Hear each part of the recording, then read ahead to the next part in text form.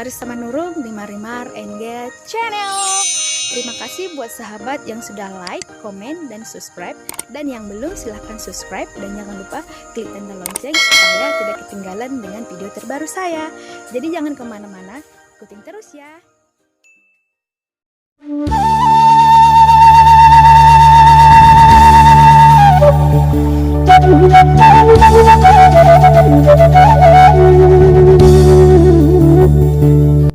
Pusuk Buhit adalah satu tempat yang banyak menyimpan cerita bersejarah.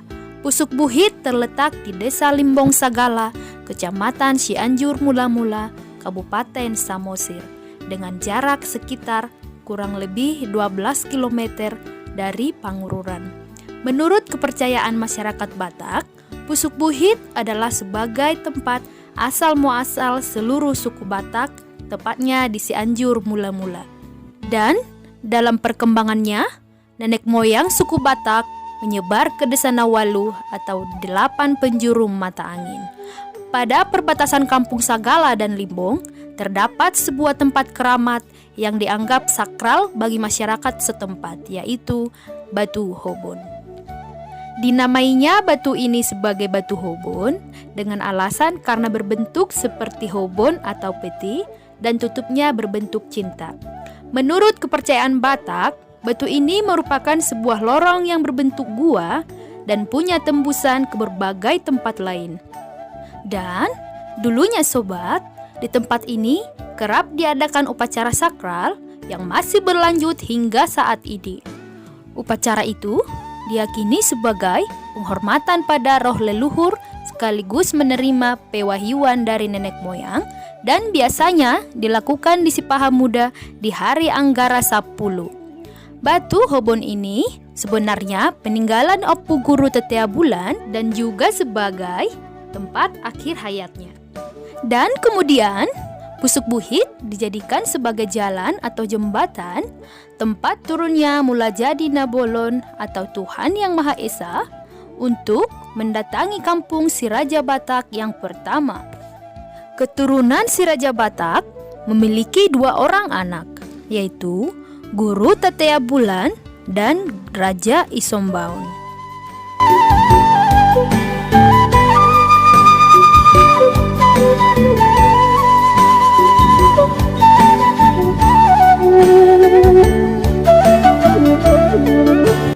Sobat, Guru Tetea Bulan memiliki 5 orang putra dan 5 orang putri.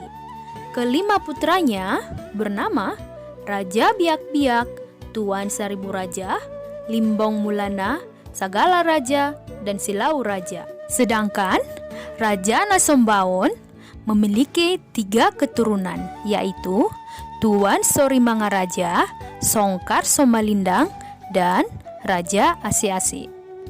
Jadi sobat, dari keturunan mereka lah asal-muasal semua marga-marga Batak bermunculan dan menyebar ke seluruh penjuru.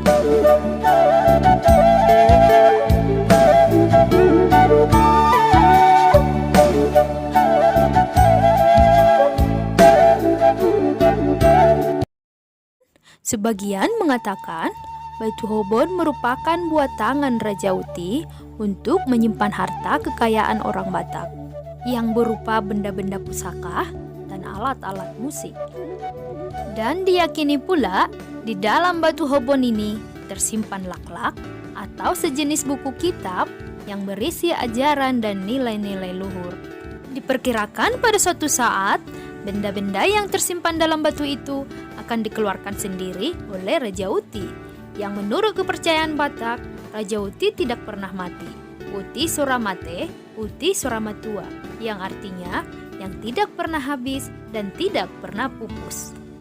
Tapi sobat, menurut cerita orang tua, Batu Hobon ini bukanlah buatan Raja Uti. Ini kerjaan Tuan Seribu Raja. Tuan Seribu Raja takut tidak mendapat warisan sebab perbuatannya yang melanggar norma adat pada saat itu. Dia menyembunyikan pusaka yang menurut bagiannya sebelum minggat dari huta Pariksa Bunga. Dan sobat, sementara Raja Biak-Biak atau Raja Uti pada saat itu yang tinggal di kaki Dolok Pusuk Buhit di Batu Martindi dekat Aik Enggar berdekatan Aik Malum dan Aik Rangat yang di atas Huta Parisa Bungan Limbung. Di atas Batu Hobon terdapat Sopo Guru Tetea Bulan yang dibangun tahun 1995 oleh Dewan Pengurus Pusat Punguan Poparan Tetea Bulan. Di dalam bangunan terdapat sejumlah patung keturunan Raja Batak dengan sejumlah kendaraan dan pengawalnya. Kendaraan itu berupa naga, gajah, singa, harimau, dan kuda. Selain itu sobat, di desa ini juga terdapat cagar budaya berupa miniatur rumah si Raja Batak. Katanya sobat, sebutan Raja Batak ternyata bukan karena posisinya sebagai raja dan memiliki daerah pemerintahan, melainkan lebih pada penghormatan terhadap nenek moyang suku Batak.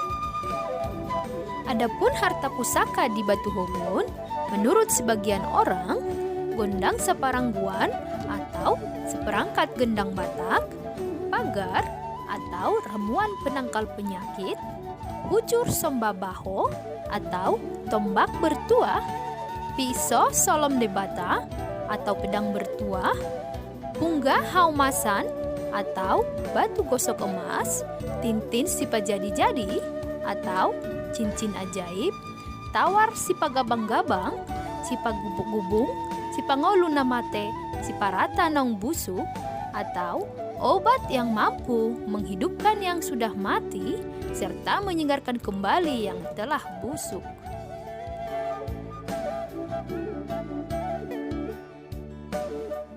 Dan kemudian sobat, pagar, bujur sombabaho, iso solom debata, punggah haumasan, tintin sipa jadi-jadi, dan tawar, semua dibungkus dengan buku laklak atau buku pustaka, yaitu buku ilmu pengetahuan tentang kebudayaan Batak yang ditulis dengan aksara Batak. Maka sobat, peti batu tempat penyimpanan harta pustaka inilah yang disebut Batu Hobon atau peti batu, karena Hobon artinya peti.